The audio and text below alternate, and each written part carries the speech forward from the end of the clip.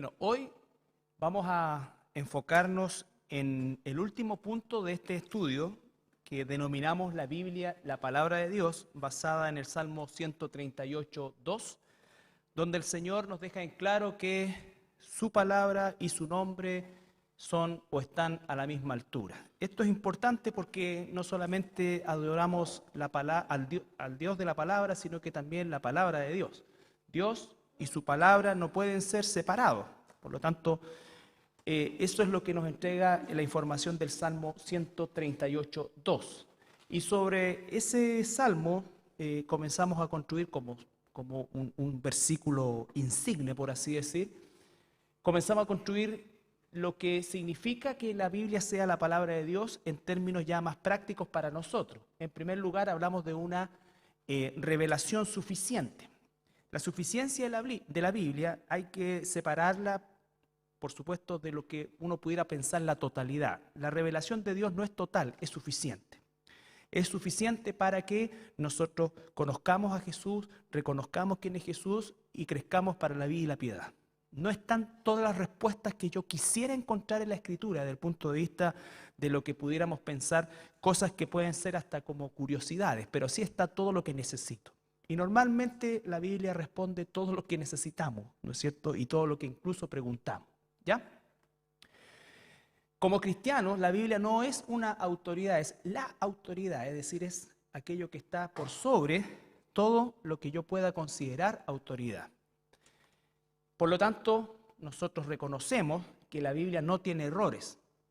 Y lo último es que además la Biblia tiene una particularidad en cuanto a su unicidad, que es la doctrina que nos muestra que la Biblia, a pesar de haber sido escrita durante un periodo de 15 siglos, o durante 15 siglos hubo escritura, con autores distintos, bajo circunstancias distintas, situaciones incluso emocionales distintas, en fin, todo muy distinto, muy diferente. Hay un hilo conductor y nosotros podemos encontrar el pensamiento de Dios, la posición de Dios frente incluso a temas controversiales exactamente igual en cualquier libro de la Biblia que se refiere al tema, ¿ya? Que se refiere al tema. Eso hace de la Biblia una cosa es una de la singularidad de la Escritura, lo que lo hace única. Decíamos, por ejemplo, ¿no es cierto?, que si nosotros quisiésemos poner un tema controversial entre 10 personas de esta misma ciudad, quizás de una misma universidad o de un mismo colegio o de un mismo barrio, y colocamos una pregunta controversial respecto, supongamos, al tema de la ideología de género. No estamos hablando de personas cristianas, sino que simplemente personas comunes y corrientes, y probablemente obtendríamos 10 posiciones distintas, ¿ya? Algunas más cercanas que otras, pero en general lo que encontraríamos es un conglomerado de opiniones y posiciones, basados en las más diversas instancias, no siempre en elementos realmente o estructuras de carácter concreto, sino que más bien en base a lo que se siente o lo que se cree. Yo siento que está bien, yo siento que está mal, yo creo que está bien, ¿ya? Y a medida que vamos viviendo en un tipo de cultura como esta falta de concreción en las respuestas es lo que hoy día se estila, sobre todo porque vivimos en un tiempo, en una época donde lo relativo es lo que abunda, ¿no es cierto? En fin, nadie quiere de alguna manera comprometerse con una respuesta que se puede considerar demasiado absoluta, ¿ya? No es así con nosotros como hijos de Dios. Lo que vamos a ver hoy día, o a partir de hoy día, es el tema de la aplicación de la Biblia. Los 4 puntos anteriores versaron obviamente sobre atributos propios de la Escritura. Diríamos que son inamovibles. Pero cuando vamos a hablar de la aplicación, ya estamos hablando de un concepto que se incorpora o se hace dinámico. Es decir, cómo esto lo llevamos a la vida diaria. Les pido que cierren sus ojitos porque no sé cómo avanzar sin que lo haga de esta manera. Para que no les devuelvan las oncecitas.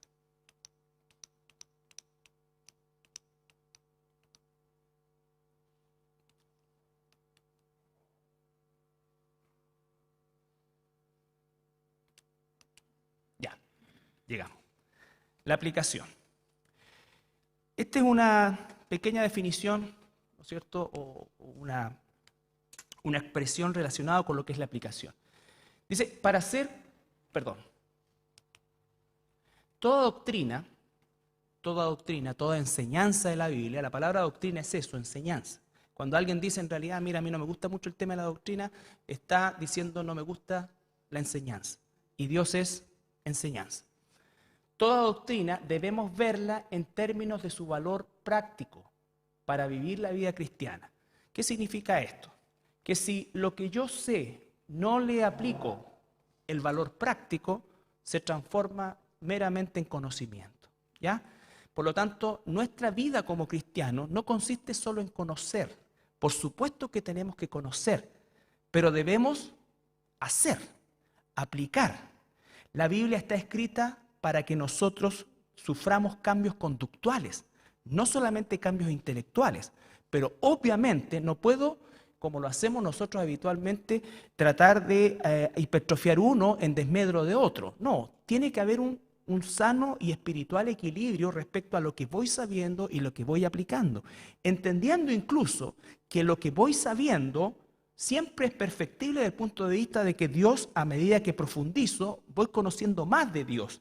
No es que recibo mayor revelación, sino que voy recibiendo mayor iluminación. Es decir, el texto comienza a producir un efecto aún más profundo que el que quizás inicialmente yo tuve. Pero eso debe irse traduciendo en una concepción práctica, que también es imperfecta. Todos nosotros estamos en un proceso de modelación. Por eso una de las cosas que es tan importante es que tengamos paciencia los unos con los otros y sepamos que mi hermano, mi hermana está en un proceso. Hay cosas que quizás ella debe dejar, así como también hay cosas que yo debo dejar, hay cosas en las cuales debo crecer. Nadie aquí está completo. Nadie está completado. Eso no significa tampoco que tengamos una actitud de permisividad, pero no podemos esperar ni en esta iglesia ni en ninguna iglesia que exista el ideal. Aquí todos somos así, todos son simpáticos, todos son amorosos, todos son 100% bíblicos, todos son... No, eso no ocurre, ¿ya? Hay dos posibilidades, o está en una secta o ya se murió, pero la realidad no es así. ¿Ya? Por lo tanto, esto es algo que debo entender. La doctrina debo verla en términos de un efecto práctico. Por ejemplo, 1 Tesalonicenses 4, 1 al 3.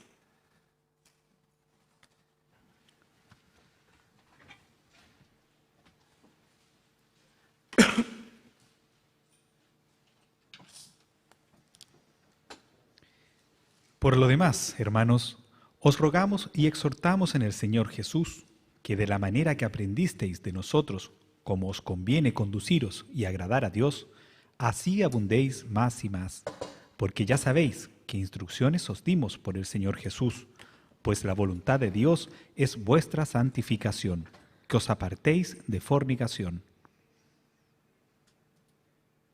Bien, el apóstol Pablo escribe a estos hermanos de Tesalónica y les dice, ¿no es cierto? En primer lugar le dice, así como ustedes vieron que nosotros, estoy parafraseando, así como ustedes vieron que nosotros nos comportábamos para agradar a Dios, eso es lo que ustedes tienen que imitar, ¿no es cierto? Y sepan, les dice también, ¿qué cosa? Que tienen que abundar en esto, pero en base, y utiliza una palabra ahí que es instrucción. Instrucción. No de algo que a mí se me ocurrió, instrucción. Hemos recibido una instrucción, nosotros hemos mostrado en nuestra vida un ejemplo de cómo vivir esa instrucción, ahora ustedes en esto tienen que abundar. No solamente le dice ustedes tienen que saber esto, sino que ustedes tienen que hacer esto, vivir de esa manera. Vale decir que la doctrina tenga un valor práctico. Un valor práctico. Santiago 1, 21 al 27.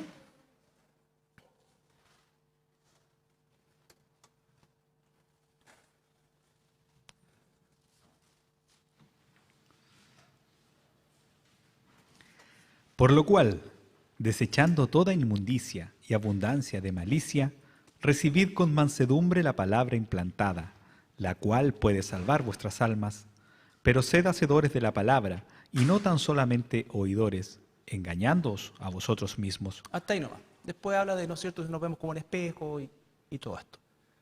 Entonces, ¿qué es lo que está diciendo? En primer lugar, hay un acto, hay una acción, desechando. Hay cosas que tenemos que desechar. ¿No es cierto? Hay cosas que tenemos que desechar diariamente, permanentemente.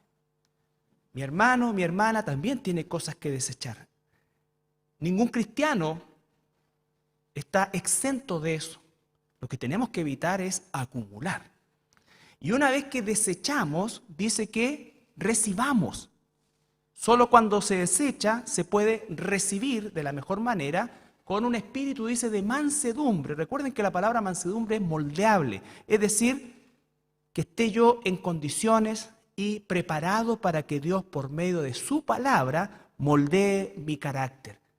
Moldee mi carácter. Y cuando moldea mi carácter, eso se va a expresar en una vida práctica, en situaciones prácticas. Por eso es que nos vemos enfrentados siempre a dificultades, diferencias con los demás, situaciones difíciles en los estudios, en el trabajo, en la familia, en distintas circunstancias, porque son los lugares donde somos probados para ver si aquello que estamos aprendiendo lo estamos aplicando. Dios está en control de todo, ¿no es cierto? Y Él es el que permite que sucedan las cosas que suceden. ¿Cómo nos vamos a comportar? ¿Cómo es que vamos a reaccionar? ¿Cómo es que vamos verdaderamente a hacer vivo aquello que sabemos? ¿Cómo es que vamos a practicar el amor unos a otros como hermanos si yo estoy esperando que mi hermano o mi hermana no tenga ningún defecto, o sea, como yo? ¿O cómo voy a esperar yo realmente ser un hermano, una hermana que quiero dar amor y recibir amor si tampoco estoy dispuesto a ser de repente corregido o corregida? ¿Ya? Entonces es una cosa bidireccional, pero tiene que ser hecho con un corazón sincero, ¿ya? Pero si no hay un valor práctico de lo que he aprendido, entonces comienzo yo a tener un problema. Un problema. Y ese problema es de que sé mucho o puedo llegar a saber mucho, lo cual es una bendición, pero si aplico poco o no aplico, entonces eso normalmente me transforma en un fariseo. ¿Y sabes cuál es la conducta más farisaica? Es el dedo acusador, siempre. Siempre, siempre. Y siempre yo colocándome en una posición superior a los demás. ¿Ya? Recuerden, los fariseos, ellos dicen que diezmaban hasta la menta. Entonces, todas esas cosas son importantes. ¿Era un problema de los fariseos el saber? No, era que su aplicación era nula. Ese es el problema cuando solamente sabemos y no hay un valor práctico o una constante práctica en proporción a lo que sé. En proporción a lo que sé. Debo seguir conociendo, creciendo en el conocimiento de la palabra de Dios y del carácter de Dios para que mi aplicación siga aumentando. ¿Ya? No que crezca una, tampoco puedo decir, mira, yo aplico todo, yo en realidad no quiero saber nada de la Biblia, yo amo nada más que yo me dedico a... No, porque eso tampoco es así. Tampoco es así. ¿Ya? Entonces, habiendo dejado claro ese primer concepto, vamos ya a lo que significa aplicar. Como definición genérica, ¿no es cierto? Aplicar es poner en acción un conocimiento u habilidad para obtener un determinado resultado, ¿no es cierto? Cada vez que nosotros nos entrenamos para algo, aprendemos para algo, siempre hay algo teórico, una parte teórica y después hay una parte práctica, ¿no es cierto? Nosotros aprendimos la parte teórica y después viene la aplicación de aquello que hemos aprendido en la teoría. Bueno, esto es lo mismo. Esto es lo mismo, la aplicación es eso, o sea, he sido formado, se me ha enseñado esto, ahora hazlo, ¿ya? Ahora hazlo, ¿ya? Muy sencillo, estamos aprendiendo lo que la Biblia dice y hay que aplicarlo. ¿Y cuál es el resultado? Dice nuestra santificación, o la búsqueda de la santificación. Ahora, para hacer una correcta aplicación, debo considerar una correcta interpretación bíblica.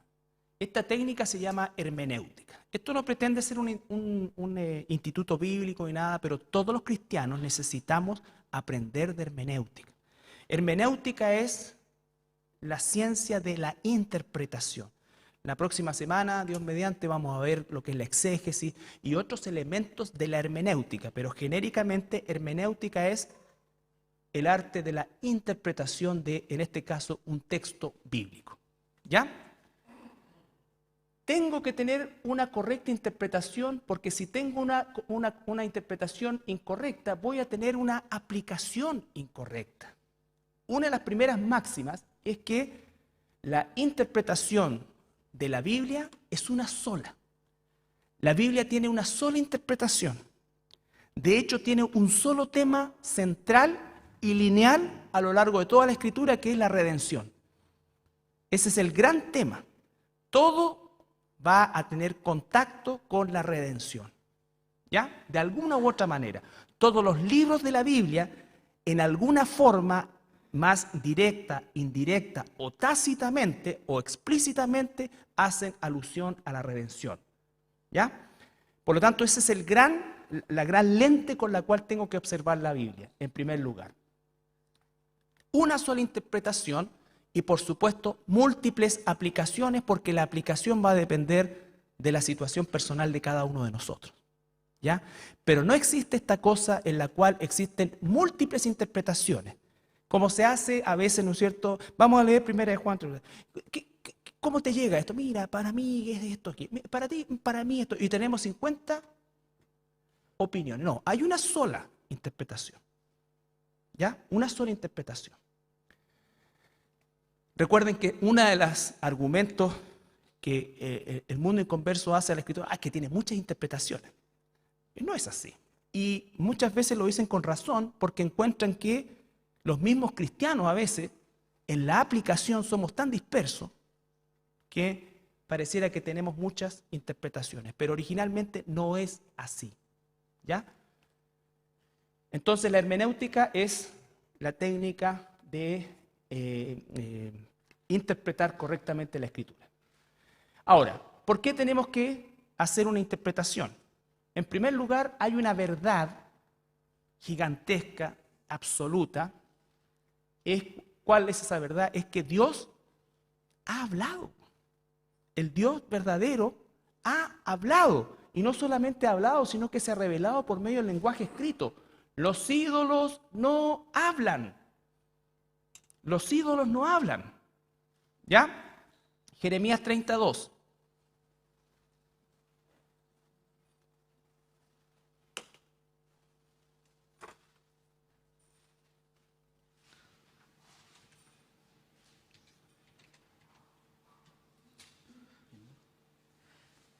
Así habló Jehová, Dios de Israel, diciendo: Escríbete en un libro todas las palabras que te he hablado. El Dios de la Biblia ha hablado y además ha dejado su revelación y se ha revelado por medio del lenguaje escrito. Eso es lo que vimos con la inspiración. Inspiró no solamente a los autores, ningún escritor lo hizo por cuenta propia, sino que los santos hombres de Dios hablaron inspirados por el Espíritu Santo. Y después dice, toda la escritura es inspirada por Dios. Entonces, el escritor o agiógrafo y lo escrito es completamente controlado por Dios.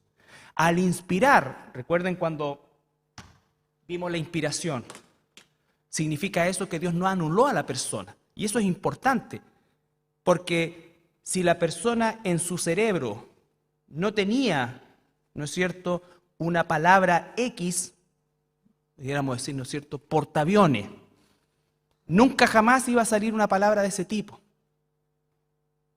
¿Ya? Nunca jamás. Iba a salir lo que él tenía en su mente. Entonces, el Espíritu Santo sabiamente dice ya, para explicar esto voy a hacerlo con esto, clavos, madera, martillo, esto es lo que está acá. Y esto lo voy a usar. Entonces, lo va utilizando. Pero ¿quién eligió la palabra clavo? El Espíritu Santo. ¿Quién eligió la palabra martillo? El Espíritu Santo. ¿Se entiende? Es un milagro, es una cosa que no podemos nosotros encontrar ningún símil. ¿Ya? Ningún símil. Cuando hablan, él se inspiró y pintó eso. No, él plasmó lo suyo ahí, pero él, agiógrafo, no inspira lo suyo ahí. ¿Ya? Pero tampoco se anula. Bien. Los ídolos no hablan. Salmo 115, 4 al 7.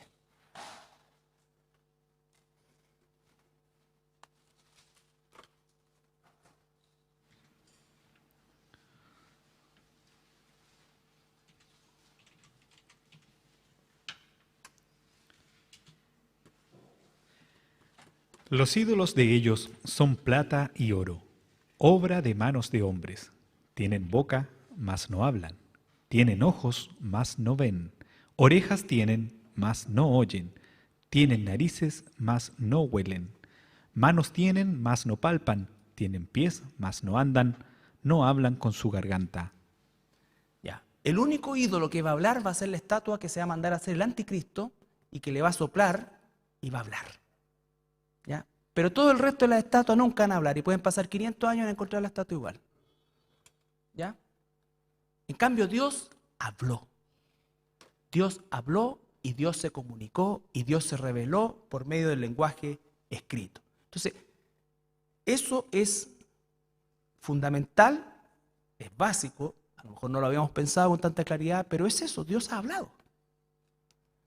Por lo tanto, tengo que considerar las variables al leer la Biblia y al aplicarla.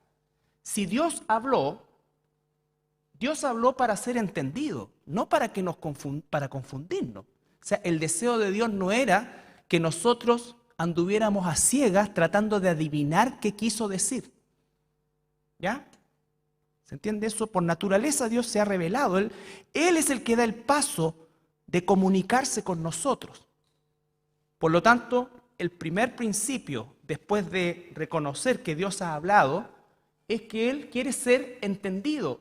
Dios no quiere confundirnos, sino que instruirnos e iluminarnos. ¿Ya? Salmo 119, 105.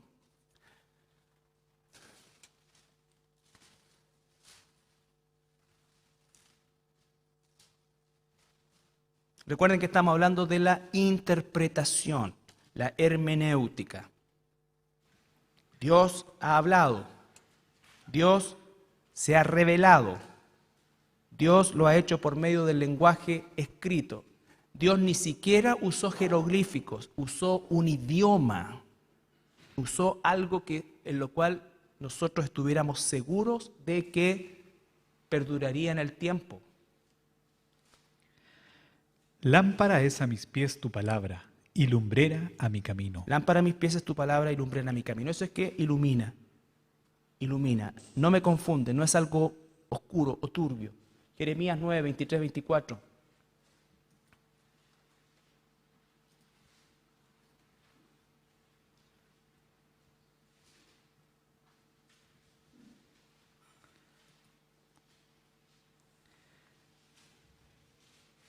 Así dijo Jehová, no se alabe el sabio en su sabiduría, ni en su valentía se alabe el valiente, ni el rico se alabe en sus riquezas, mas alábese en esto el que se hubiere de alabar, en entenderme y conocerme, que yo soy Jehová, que hago misericordia, juicio y justicia en la tierra, porque estas cosas quiero, dice Jehová.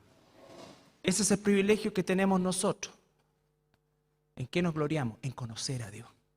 En conocer. ¿Qué nos diferencia de cualquier otro ser humano sin Dios? Es que conocemos a Dios y podemos seguir conociéndole.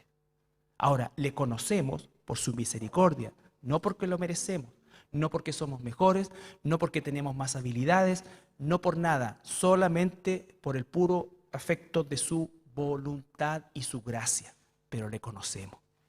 ¿Ya? Entonces, gloríese no en esto, sino en conocerle. Ahora, Él nos conoce a nosotros tenemos que conocerle a Él. ¿Ya? Ahora, también es importante saber que la Biblia incluso puede ser entendida por aquellos que no tienen el Espíritu. Porque la Biblia no es un libro difícil de entender. Si lo leemos, como se lee cualquier libro. Si yo voy a pescar, de repente, mira, yo abrí justo acá y leí y no entiendo nada. No, si tú lees, por ejemplo, el libro de los Hechos, vas a entender gran parte de lo que sucede ahí. El inconverso puede que no esté de acuerdo con eso. Puede que no le agrade eso, pero va a entender. Hay un hilo conductor. Pero al no tener el Espíritu Santo, no va a conocer a Dios por medio de la Escritura. ¿Ya? Nosotros conocemos a Dios. Para el inconverso no es su autoridad. Entonces, Dios se revela de manera general, que lo vamos a ver también, y también se revela de manera particular a sus hijos. A sus hijos. ¿Ya? Bueno, 2 Timoteo 3, 16 y 17, toda la escritura es inspirada por Dios, útil para enseñar, corregir, redarguir. 1 Juan 5, 13. Ahora nosotros como hijos de Dios,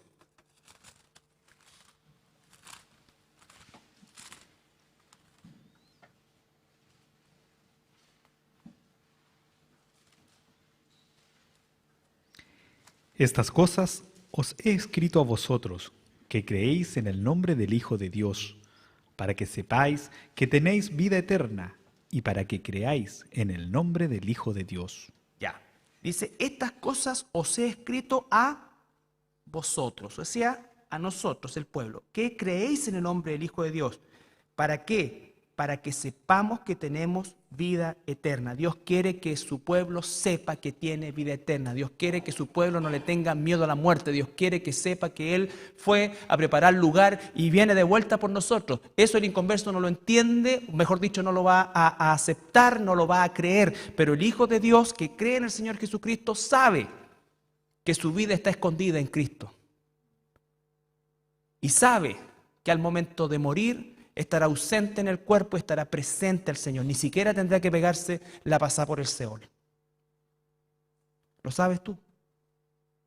¿Cómo cambia esa tu concepción de la vida y la muerte? ¿Te das cuenta? Para eso es esto. Porque Dios quiere que sepamos, no que ignoremos.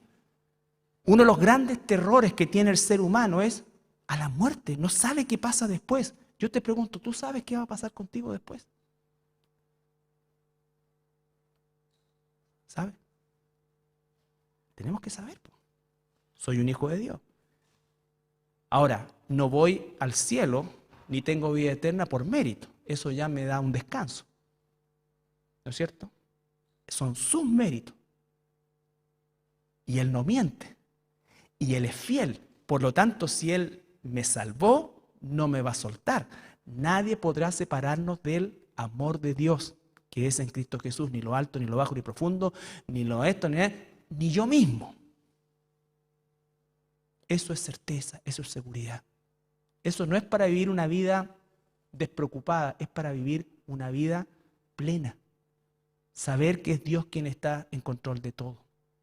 De la vida, de nuestra muerte, de todo. Y no solo la nuestra, de todo el mundo. ¿Estamos?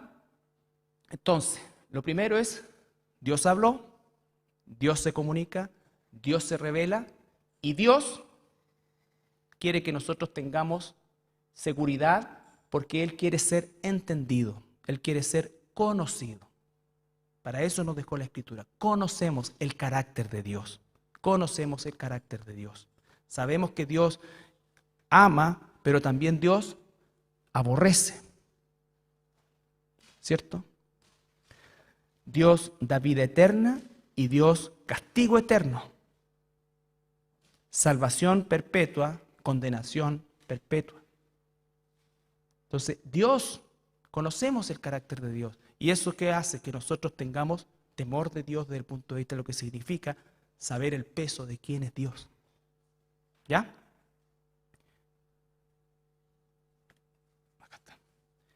Bueno. Dentro de lo que es la palabra de Dios, que es la forma en que Dios se reveló para que nosotros le conozcamos, por supuesto que existen géneros literarios. La Biblia usa muchas formas de expresión y del lenguaje porque es una inspiración. Entonces, tengo que tener algunos aspectos al momento de leer la Biblia. Por ejemplo, el asunto de la literalidad. A veces las personas pueden decir, incluso cristianos, oye, pero es que la Biblia dice. La Biblia dice, sí. Ahora, no todo lo que la Biblia dice, yo tengo que aplicarlo. No todo lo que la Biblia dice, yo tengo que aplicarlo. ¿Ya? Antes que abran los ojos así como sorprendidos,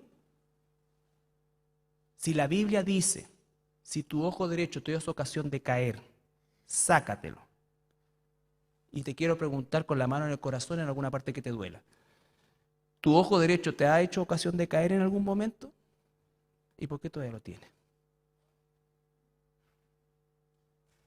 ¿Te das cuenta?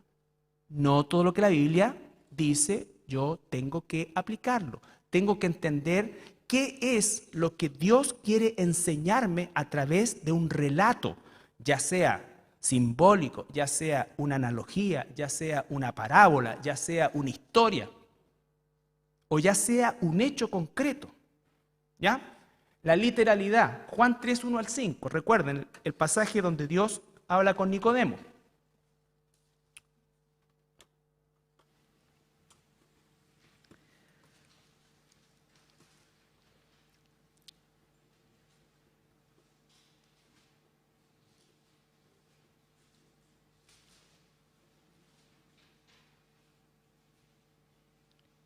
Había un hombre de los fariseos que se llamaba Nicodemo, un principal entre los judíos. Este vino a Jesús de noche y le dijo: Rabí, sabemos que has venido de Dios como maestro, porque nadie puede hacer estas señales que tú haces si no está Dios con él. Respondió Jesús y le dijo: de cierto te digo, que el que no naciere de nuevo no puede ver el reino de Dios. Nicodemo le dijo: ¿cómo puede un hombre nacer siendo viejo? ¿Puede acaso entrar por segunda vez en el vientre de su madre y nacer? Ya, antes que critiquemos a Nicodemo y toda la cosa, Nicodemo va y le dice, como para ponerse en la buena, sabemos que vienes de Dios porque nadie puede hacer estas cosas si Dios no está con él. Y como que el Señor le da una respuesta nada que ver. Yo te digo que tú tienes que nacer de nuevo. Pregunta, ¿cuál era el único nacimiento que estaba en la cabeza de Nicodemo?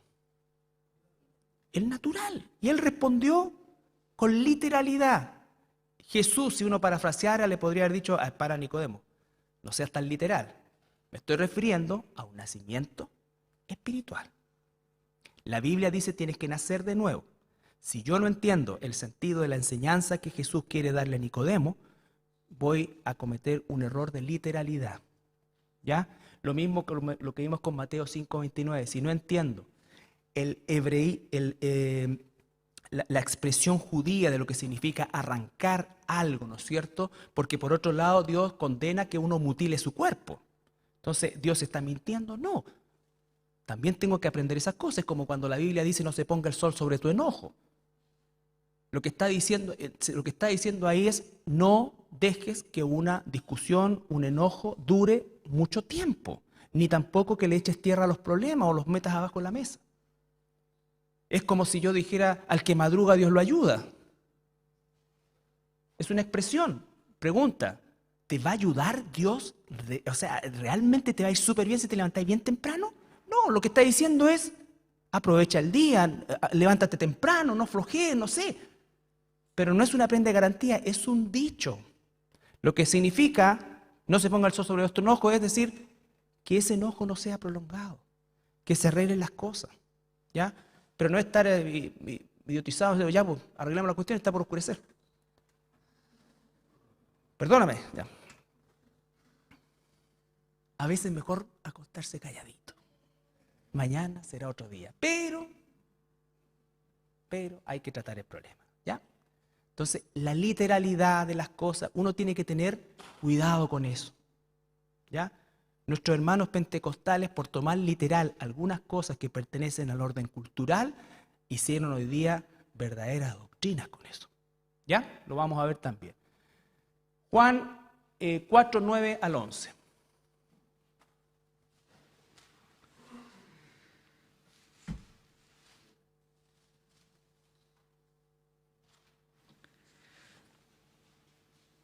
La mujer samaritana le dijo: ¿cómo tú, siendo judío, me pides a mí de beber, que soy mujer samaritana?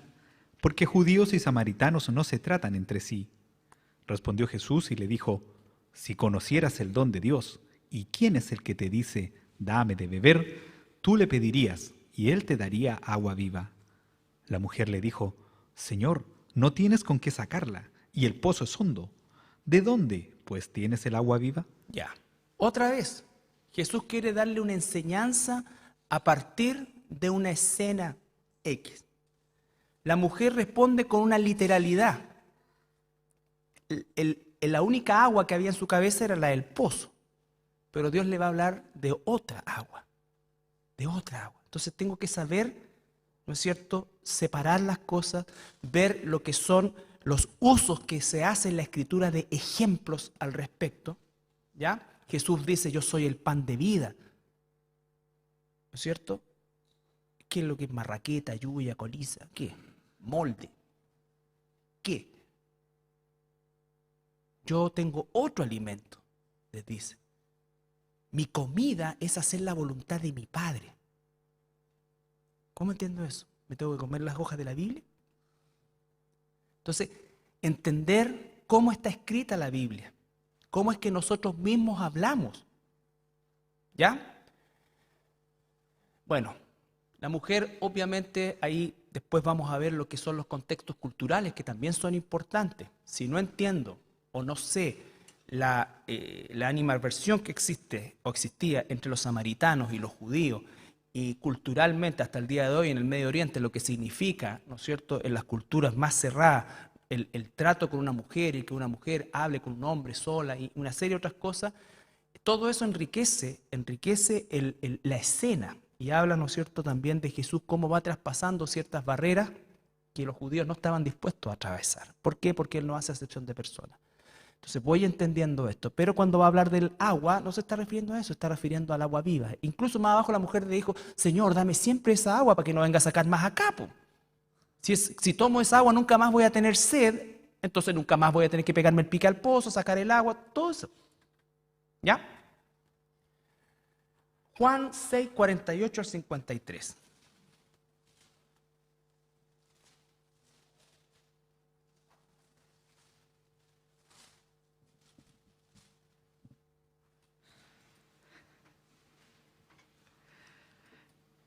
Yo soy el pan de vida. Vuestros padres comieron el maná en el desierto y murieron. Este es el pan que desciende del cielo, para el que de él come no muera. Yo soy el pan vivo que descendió del cielo. Si alguno comiere de este pan, vivirá para siempre, y el pan que yo daré es mi carne, la cual yo daré por la vida del mundo. Entonces los judíos contendían entre sí, diciendo, ¿cómo puede éste darnos a comer su carne? Jesús les dijo, de cierto os digo, si no coméis la carne del Hijo del Hombre y bebéis su sangre, no tenéis vida en vosotros. Fíjense ustedes, esto llegó a tal punto, tenemos el catolicismo romano, que para darle una literalidad a esto, inventó la misa. La misa, la palabra misa significa sacrificio. Inventó la doctrina de la transubstanciación, que el cura tiene el supuesto poder de transformar la hostia en el verdadero cuerpo de Cristo y el vino en la verdadera sangre de Cristo.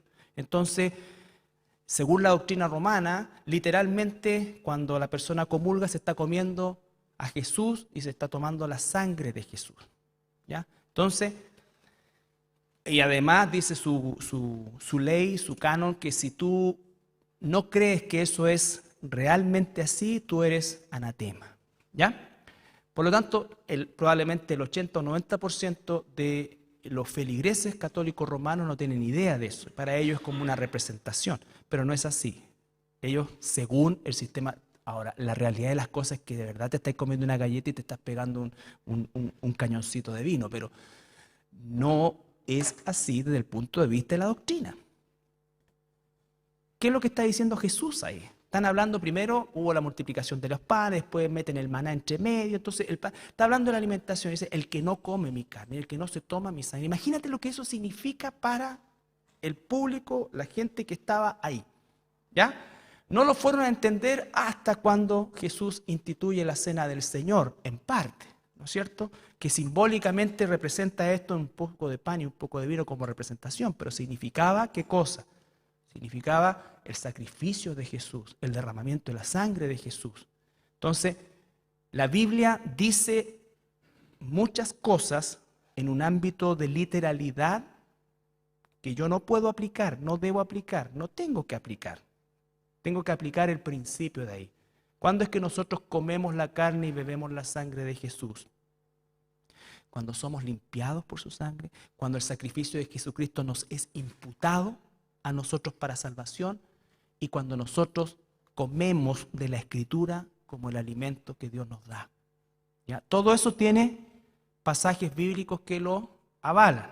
¿Ya? Estamos avanzando, pero la idea es esa, que cuando vamos a leer un texto tenemos que saber que hay figuras literarias, que hay ciertas formas de expresión también, y que tengo que en definitiva ir aprendiendo al momento que voy leyendo. Por eso es que es un proceso tan dinámico y tan maravilloso cuando nos entusiasmamos y comenzamos a mejorar nuestro tiempo de lectura, nuestra calidad de lectura y nuestra profundidad en cuanto a lo que vamos conociendo. ¿Ya? Bueno, Mateo 5:29 lo vimos. Si tu ojo derecho es ocasión de caer, sácalo. ¿Ya? Entonces, el asunto de la literalidad. Observar la literalidad o no, mejor dicho, hacer una aplicación literal de todo lo que la Escritura dice. Lo que toda la Escritura dice.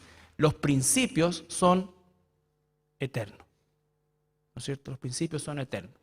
Las escenas son únicas.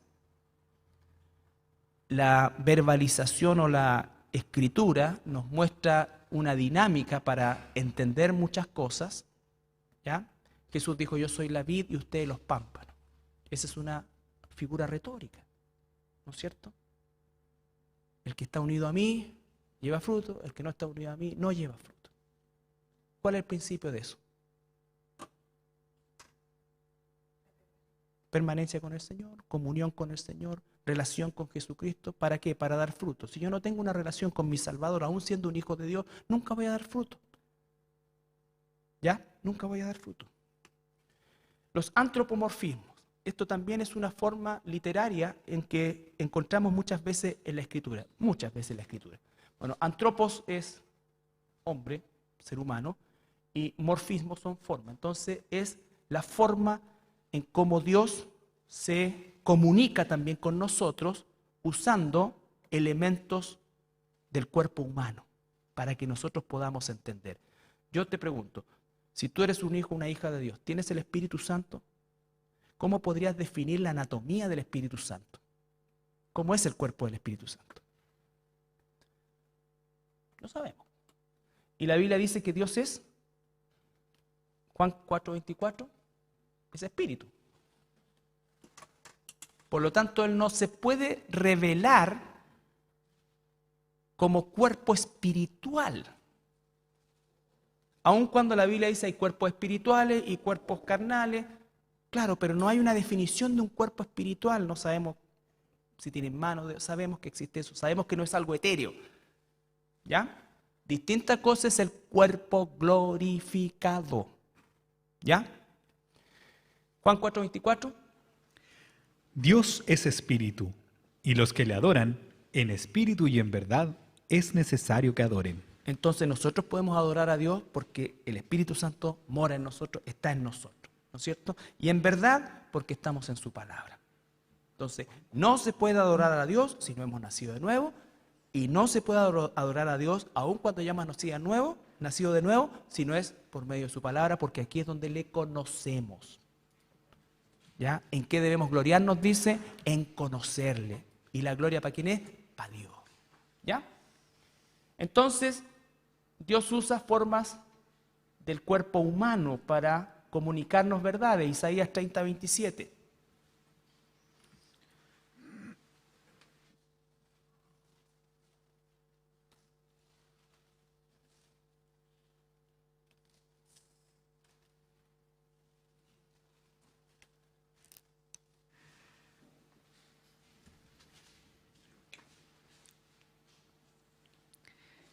He aquí que el nombre de Jehová viene de lejos, su rostro encendido y con llamas de fuego devorador, sus labios llenos de ira y su lengua como fuego que consume.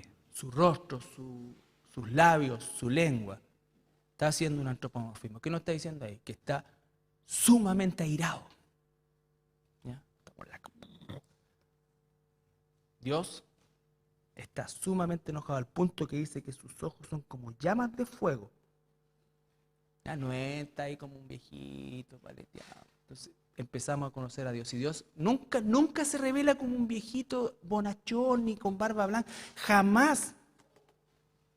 Las veces que se revela es así, ¿no es cierto? O lleno de luz, completamente de luz. Perdón. Éxodo 33, 23. ¿Recuerdan esta escena de Moisés? Moisés hace nada menos que la petición de que quiero ver tu gloria.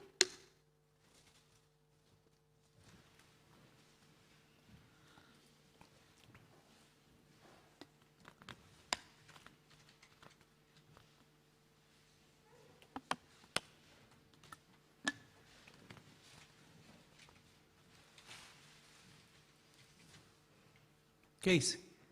Después apartaré mi mano y verás mis espaldas, mas no se verá mi rostro. O sea, ahí le está diciendo a Moisés, lo pone en una cueva, lo protege y le dice, voy a dejar pasar y vas a ver mi espalda, pero no vas a ver mi rostro. ¿Ya? Espalda, rostro, todo eso que nosotros podemos pensar. Lucas 11, 22.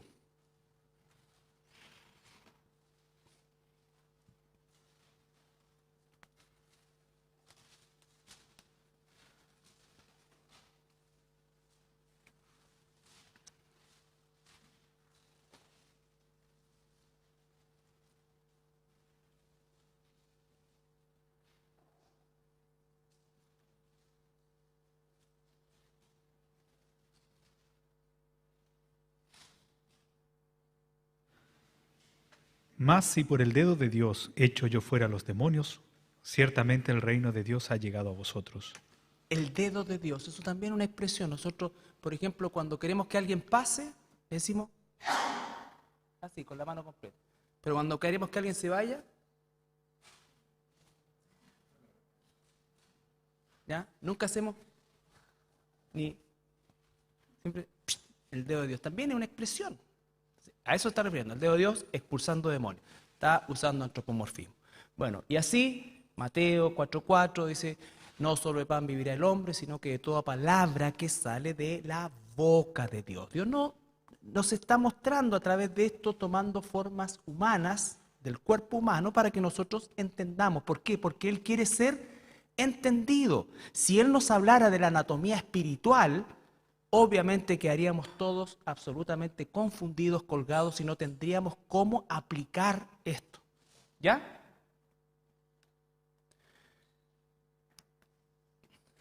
También encontramos poesía, parábolas, prosa, profecía, etcétera, formas retóricas de expresión. Por ejemplo, el Salmo 19:1-6 es una cosa sumamente poética. Los cielos cuentan tu gloria y el firmamento, ¿no es cierto? Un día a otro día proclaman y así, y habla. Entonces nos está hablando de que es una situación de poesía, de poesía. También hay lenguajes figurados que nosotros tenemos que entenderlos a la luz de toda la Escritura. Por ejemplo, Apocalipsis 7:9. Primero 7:9.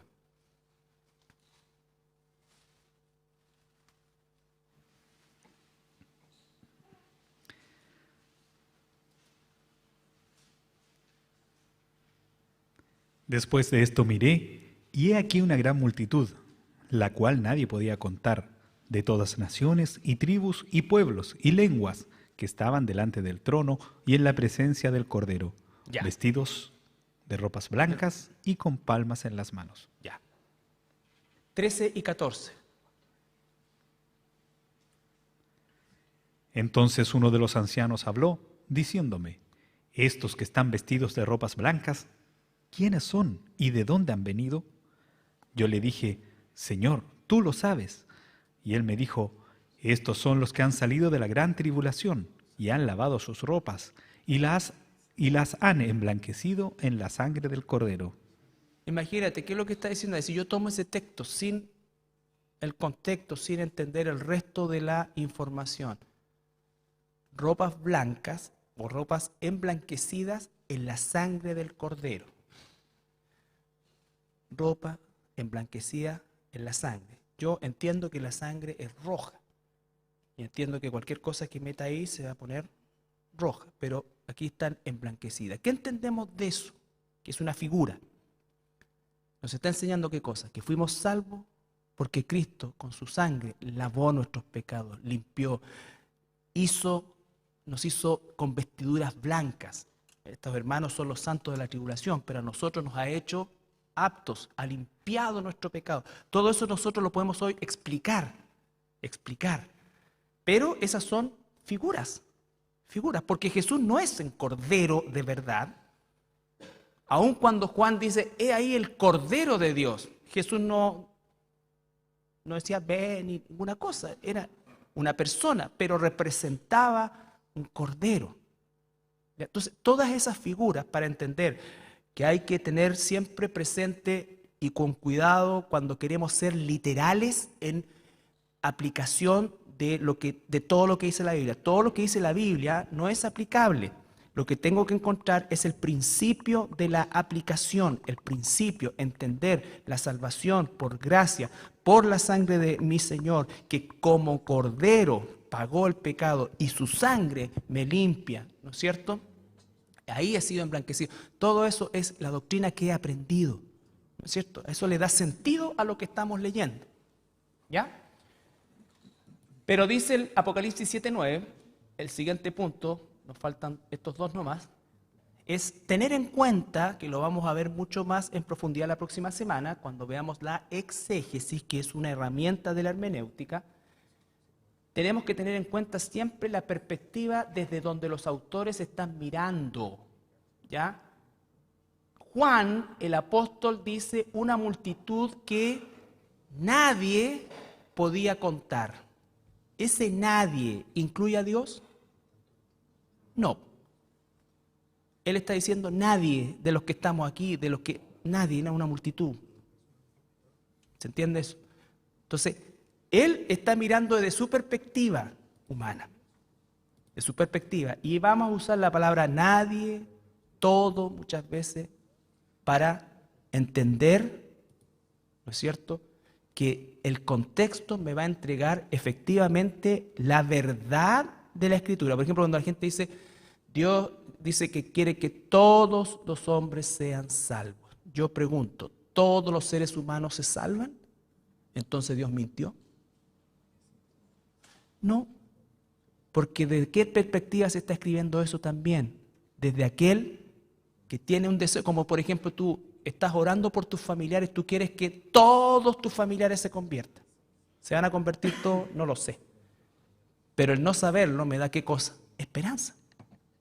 Pero Dios sabe. Entonces no puedo mezclar la soberanía de Dios con lo que tengo que hacer, con lo que Dios me pide. No, todo tengo que llevarlo al punto correcto. Por ejemplo, en Lucas 2:1.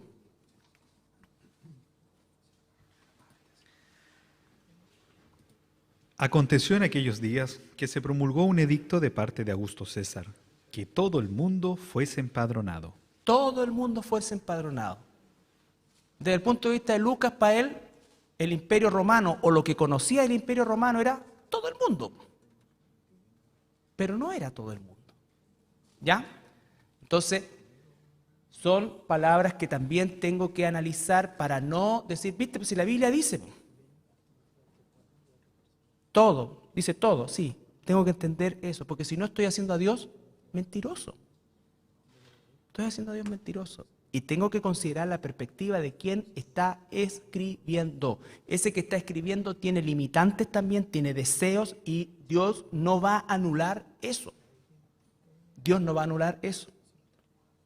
¿Puedo entender o ensamblar todo eso de manera perfecta en mi mente? La respuesta es no. Pero no puedo hacer una negación de las verdades bíblicas. Porque si todos se salvaran, entonces tendríamos que arrancar capítulo 20, el juicio ante el trono blanco, todos los pasajes donde dice el infierno, condenación, lago de fuego. Y no es así. ¿Ya? Bueno, en Hechos 2:1 dice todas las naciones bajo la tierra y nombra solamente 16 naciones. Pero era todo lo que él conocía cuando se produce el fenómeno de los idiomas. No son estos galileos, como los oímos hablar, los idiomas elamitas, partos, medos, mesopotámicos, en fin. ¿Ya? Entonces, tener en cuenta siempre la perspectiva de quien ha escrito esto. De quien ha escrito esto. Y lo último, por hoy, ¿no es cierto?, es nunca tomar un versículo aislado para afirmar una doctrina. Nunca tomar un versículo aislado. para afirmar una doctrina. En rigor, si uno es inescrupuloso, puede hacer que la Biblia diga lo que uno quiere que diga. ¿No es cierto? Muchas veces se habla de la exégesis, que es extraer del texto el principio que Dios está comunicando, y hay otra, la aberración es la eisegesis, que también lo vamos a ver, que es meter al texto lo que yo quiero que diga. ¿Ya? No tomar de manera aislada como una doctrina y no usar versículos al azar para buscar la voluntad de Dios. Yo no voy a limitar a Dios. Yo creo que Dios nos puede hablar a través de un pancito de vida o de un pasaje. Por supuesto que puede hacerlo, pero no es la forma que nos conviene o la que es la realmente productiva, ¿no es cierto? ¿Por qué? Porque ustedes deben saberlo. Deben saber la historia esa del joven que estaba buscando dirección en un momento de desesperación, buscando, y abrió la escritura, ¿no es cierto? Y aparece la escena de Jesús con Judas en la última cena, o en la cena pascual, y le dice: Jesús, lo que vas a hacer, hazlo pronto. ¿No es cierto? Lo que vas a hacer, hazlo. Perdón. Judas dice, no. Judas se suicidó, Judas se ahorcó. Leyó eso, Judas se ahorcó y no le gustó.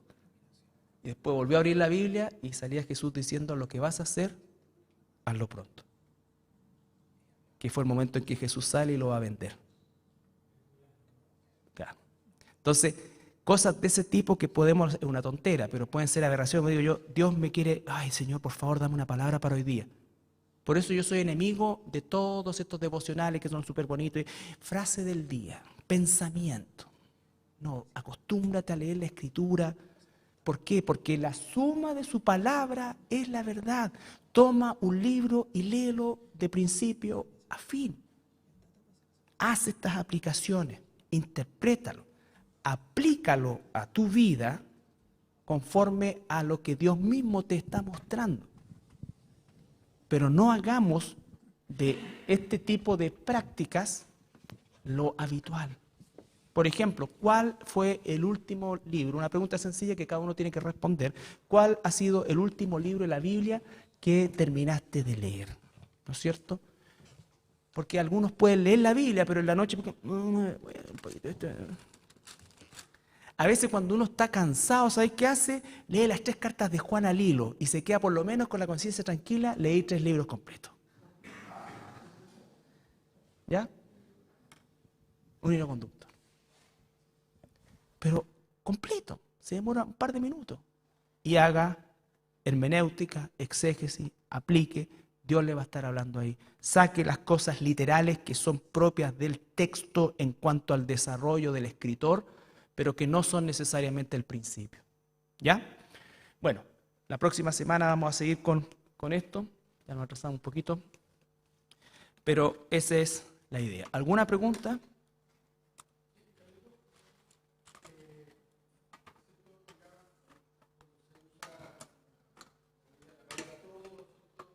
Yeah. Me gustaría, digamos, gracias. ¿Es para aportillar o para...? Comentarlo y compartirlo. Dice Ya. en Juan, primera de Juan 2, 15 y 16, dice, no améis al mundo ni las cosas que están en el mundo. Dice, si alguno ama al mundo, el amor del Padre no está en él. Porque todo lo que hay en el mundo, los deseos de la carne, los deseos de los ojos y la vanagloria de la vida, no proviene del Padre sino del mundo. Entonces, ese todo sería interesante comentarlo, ¿verdad? ¿Cuál es el contexto de ese todo? Primero, ¿cuál es el contexto de la palabra mundo? Ese es el primer punto. ¿Cuál es el contexto de la palabra mundo? Entonces, la palabra mundo ahí es sistema, es el pensamiento. Entonces Dios dice, no ames la forma de pensar que tiene el mundo, el sistema de pensamiento. ¿Ya? Cómo el mundo piensa, cómo el mundo decide las cosas. Y ahí está los deseos de la carne, la vanagloria de la vida y todo eso. Pero no está hablando, por ejemplo, del planeta. ¿Ya? No está hablando no sé, de la familia, no está hablando de esas cosas. Pero está hablando de la forma de pensar que tiene el mundo. Por eso es que Romanos dice, cambia tu manera de pensar. para que cambie tu manera de vivir. La palabra mundo es la palabra cosmos, ¿no es cierto? Y significa siempre un orden. Y ahí específicamente ese es el orden de pensamiento como el mundo piensa. Nosotros estamos en el mundo, dice, pero no somos del mundo. No se está refiriendo al planeta, porque no somos de este planeta, pues si nacimos acá, no venimos de afuera. Lo que está diciendo es, los dejo en el sistema, pero no vivan según el sistema, desde el punto de vista de lo que el mundo decide. Porque por otro lado nos dice, respeten a las autoridades, y las autoridades son parte del sistema. Entonces, ¿qué es lo que tengo que respetar? ¿Qué es lo que tengo que desechar totalmente? Ese es el estudio, ese es el examen. ¿Se entiende? Y lleva tiempo, pero es importante. Porque alguna persona puede decir, mira, yo nada del mundo, no quiero esto. Y así es como tomaron literalidad en eso. Por ejemplo, aquellos que se fueron, las primeras hordas de ascetas y de monjes y de órdenes que se fueron a monasterios, todo porque justamente no entendieron eso. No entendieron eso. ¿Ya? ¿Por qué? Porque en el fondo no amar al mundo para ellos era alejarse de esto. Y no lo está diciendo.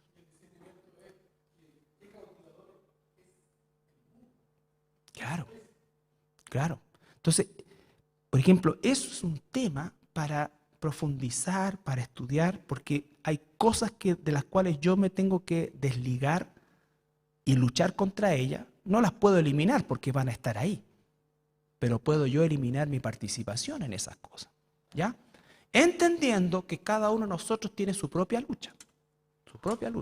A lo mejor hay cosas que yo he podido en el Señor desechar y que tú todavía no puedes desechar, pero hay otras que tú sí has desechado y yo todavía no puedo desechar, y nos tenemos que ayudar a eso. ¿Ya? No veamos la paja en el ojo ajeno y la viga en el nuestro. Principios también para eso. ¿Ya? Principios de amor. Bien, me la saqué bien, ¿eh? Corta nomás. Ok. Allá está el Chevito. Que lo veo porque le da justo la luz así, no veo nada. Sé que ahí está el Jadi porque brilla. No distingo a nadie más. Padre, buenas noches, Señor. Te damos tantas gracias, Señor, como iglesia, por tu palabra, Señor, y por la bendición que tenemos también de recibir este conocimiento, Padre, a nuestras vidas, Señor. Te pedimos, Padre, que tú pongas siempre en nosotros, en nuestra mente, en nuestro corazón, sed de buscar siempre día a día, Señor, tu palabra, que nos redarguye, Señor, que nos cambia, que nos transforma, Señor, que nos guía, Padre, que nos permite, Padre, a través de la obediencia y ese carácter que tú también quieres en nosotros, de ser mansos, Señor, ser moldeados a tu imagen, Señor. Te damos gracias, Señor, por esa hermosa bendición, esa gran bendición que tú nos das día a día, Señor, de poder encontrarte en tu palabra, Señor, y pon en nosotros, Señor, la fidelidad, la obediencia, Señor, de poder hacerlo diariamente, Señor. Gracias, Jesús, te damos por todo este tiempo que tú nos regalas, y también te pedimos que nos cuides de regreso a nuestro hogar, Señor, y que podamos encontrar a nuestra familia sin dificultad. Gracias, Señor, te damos por todas tus bendiciones. En tu santo nombre, Jesús, oramos. Amén. Amén, Señor.